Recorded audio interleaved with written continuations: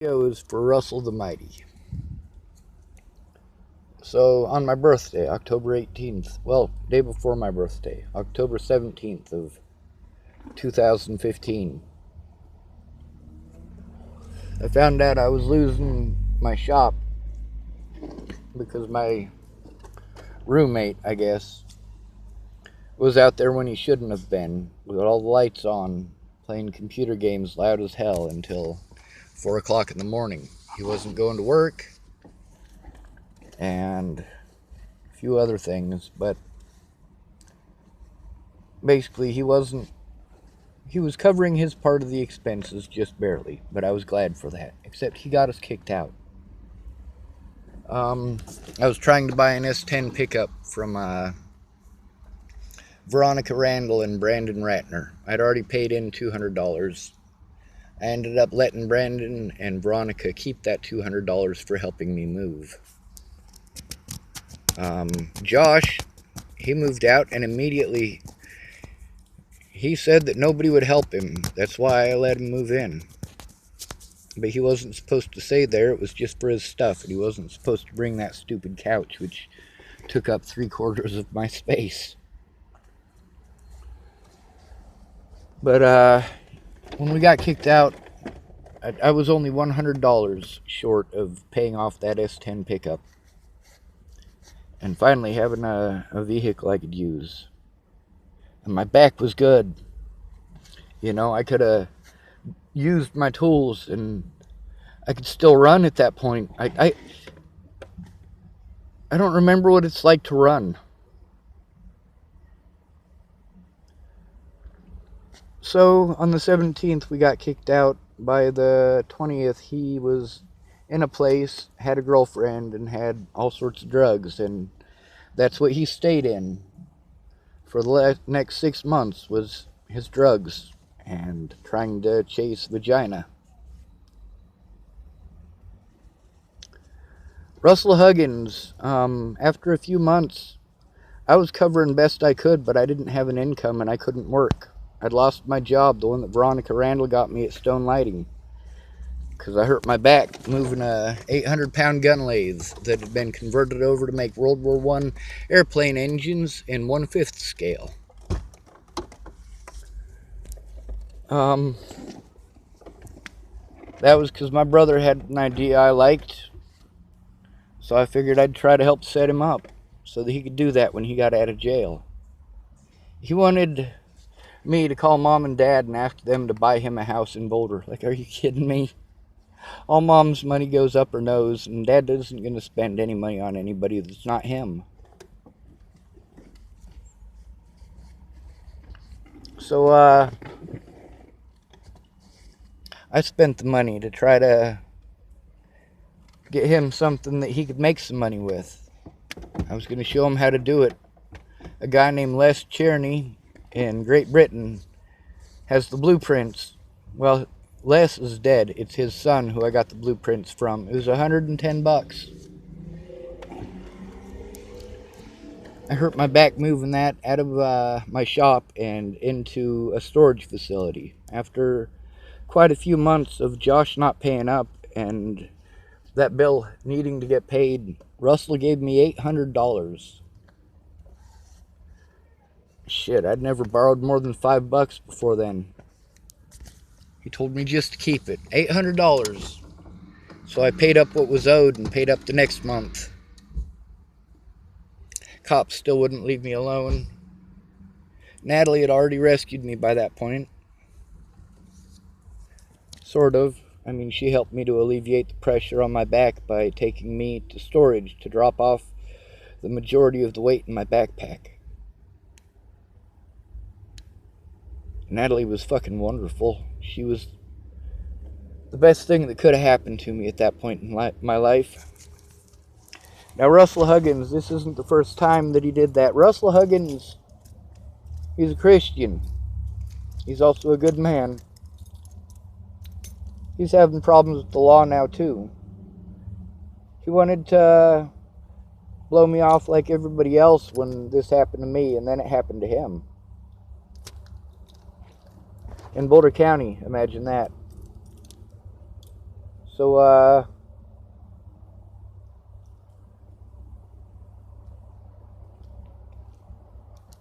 Russell donated so much gas to me, you got no idea. When I was traveling from Washington State to Wyoming so I could be closer to my friends and try to fight this case, Russell gave me the money to do that. Russell. He also wanted me to come play his Stradivarius violin. The biggest expense wasn't the gas. It was the fact that it was wintertime and I was going through as much oil as I was gas. And when I was in Wyoming, I had a lot of people help me. Kinga sent me a little bit of money.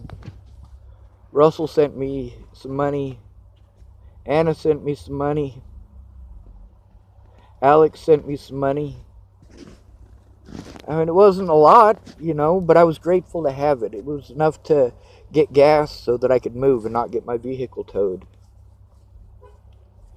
It was enough to keep my phone on, sort of. It was enough to...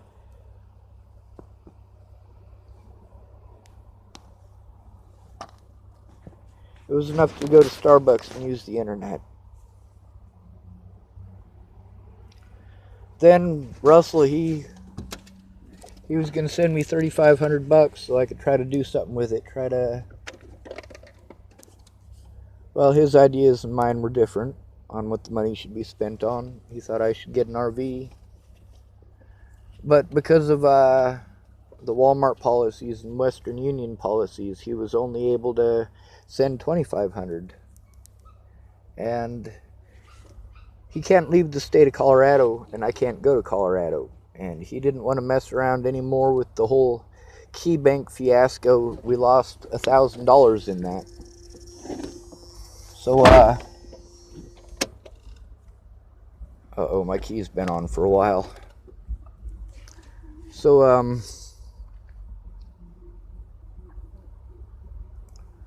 yeah, Russell sent me that money so that I could try to fight this, so that I could get the things that I needed. Try to get a camera so I could videotape things again. The police broke 2 of my cameras since Natalie died.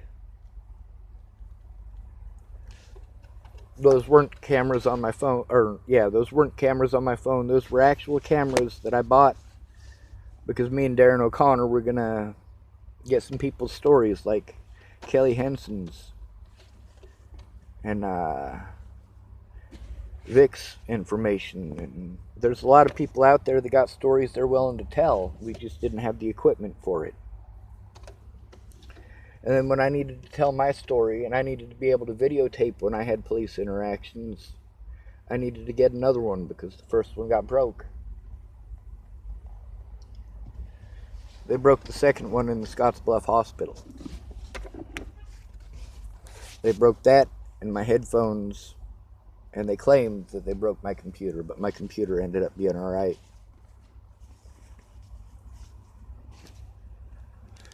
So what's this rant about? What's it supposed to be about? Does it even matter at this point? It's about equality. It's about human rights. It's about you looking out your window, seeing a homeless person walk by, and it's not a homeless person that you see. In your mind, you translate that person to a monster immediately. That person wants to steal your stuff. That person's a junkie. That person's a rapist. That person's a child molester. I already know what your opinions are. It's because you voice them. When I say that a large quantity of people have these different opinions, it's because I've seen the numbers. I've seen people that I know with these opinions, and I know how many of them have these opinions. How many of them just assume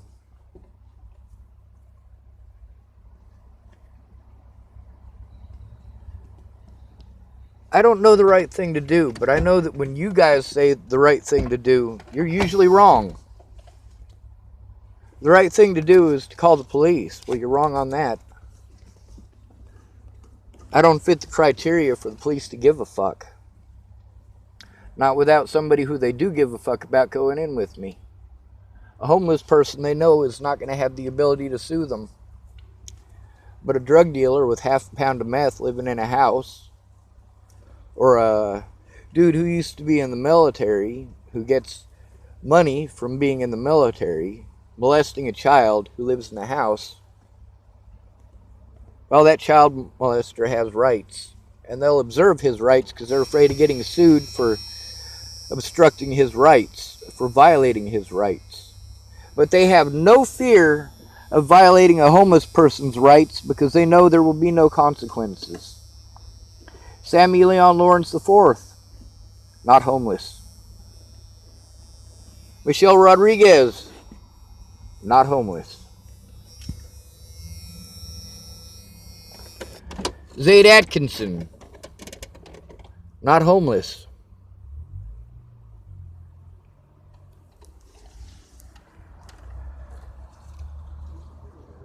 There is something you can do. There's always something you can do. Or you can make excuses. Like Miss Peaches, if she hadn't been busy telling me repeatedly, it won't do any good, it won't do any good, it won't do any good, for 8 full months. If she'd actually tried, instead of repeatedly telling me it won't do any good, it would have done some good. But she never tried. Kind of like my dad never tried. Now, Miss Peaches did eventually try, but it took so damn long to get around to it that it was already too late. Miss Peaches should have come forward to the media about the things that happened. She was there for that much of it. She was involved in that much of it. Chelsea Worsing was involved too.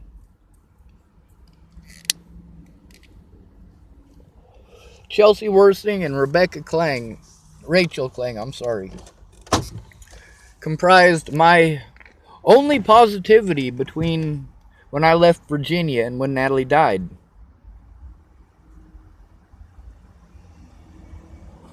They were the only ones who were willing to go out and do something fun, something positive. With Rachel, it was me, her mom, and her niece at a burger joint right across the street from Ken and Leah's.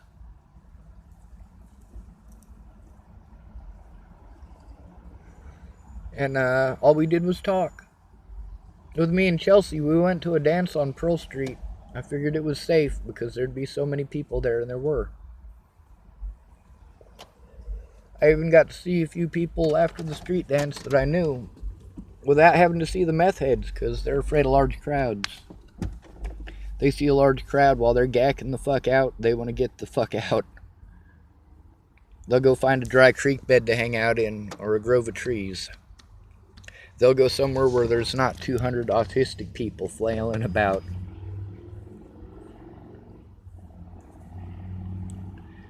Chelsea Worsing, I asked her for help. I asked all these people for help. I didn't ask them to threaten people's lives.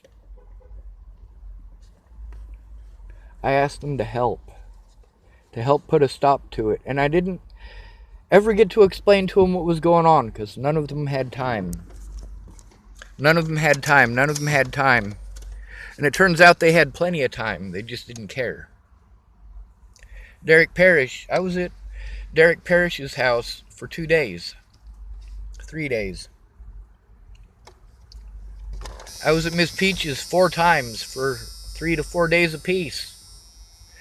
These occasions happened before Natalie died. These were both attempts to get people to listen to find out what's going on.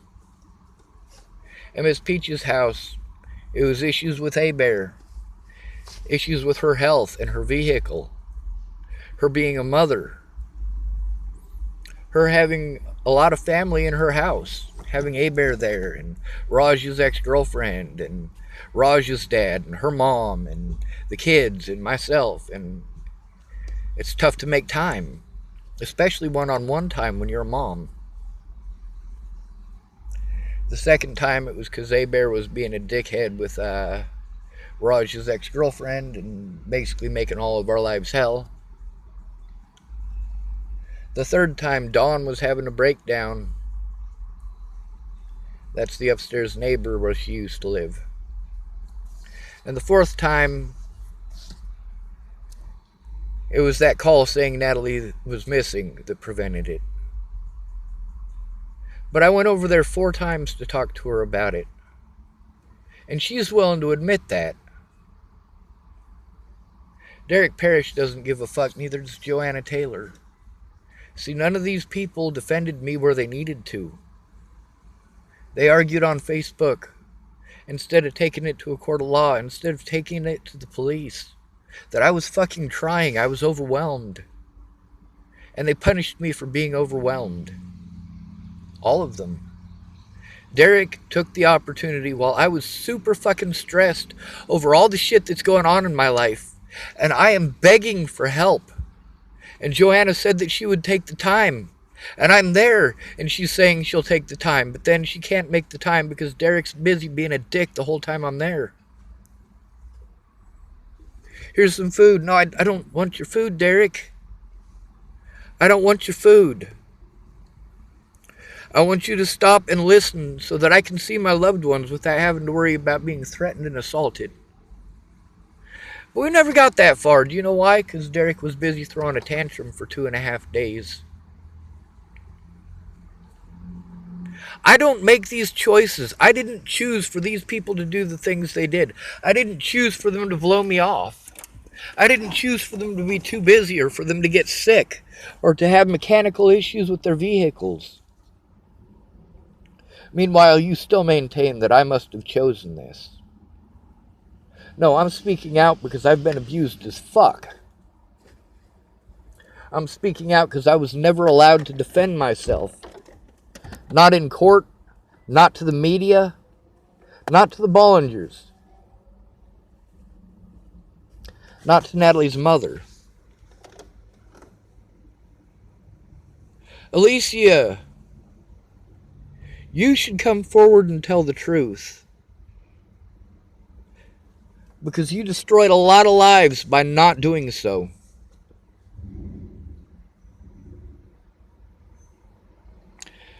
But there's always the option of hell because you aren't willing to admit that you did anything wrong. A lot of people say, Sean, you never admit you did anything wrong. No, I admit all the things I did wrong. You just don't hear that part, do you?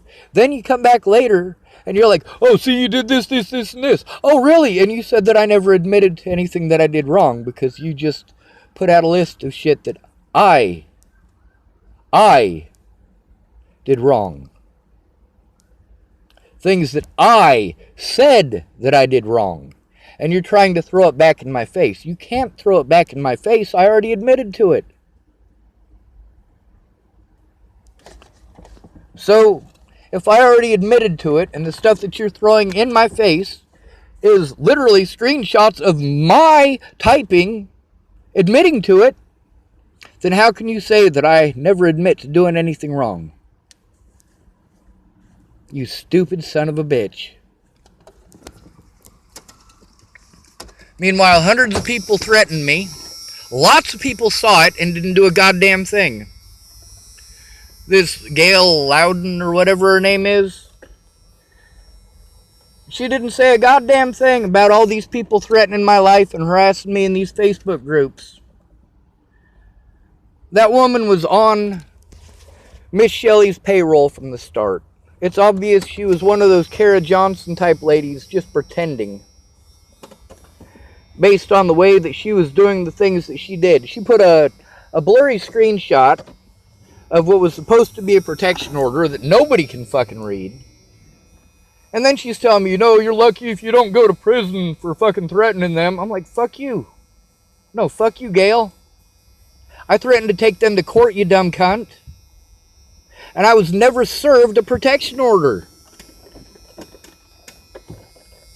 When it came to me being in the hospital in Longmont, I was never served a protection order. There are legal guidelines that need to be followed in order to serve somebody a protection order, and those were not followed. And there's a reason that they weren't followed. It's because every step of the way I was trying to force the police to take my fucking report. I was trying to turn in dirty cops and child molesters and rapists.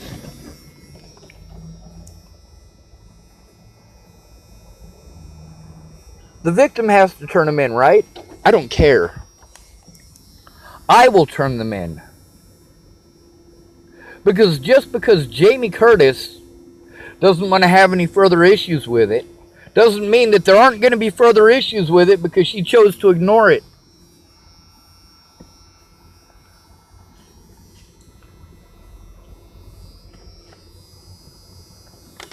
Derek Parrish, if he'd taken a look at the messages between myself, Maddie Boa, Alicia Bollinger, and Natalie Bollinger, that right there would be enough to shut his bitch ass up. Fuck Derek. Derek Parrish.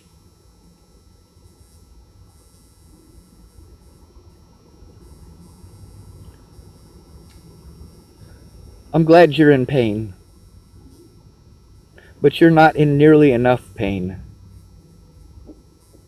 You still get to see your loved ones. You still have a roof over your head. You still have your physical health.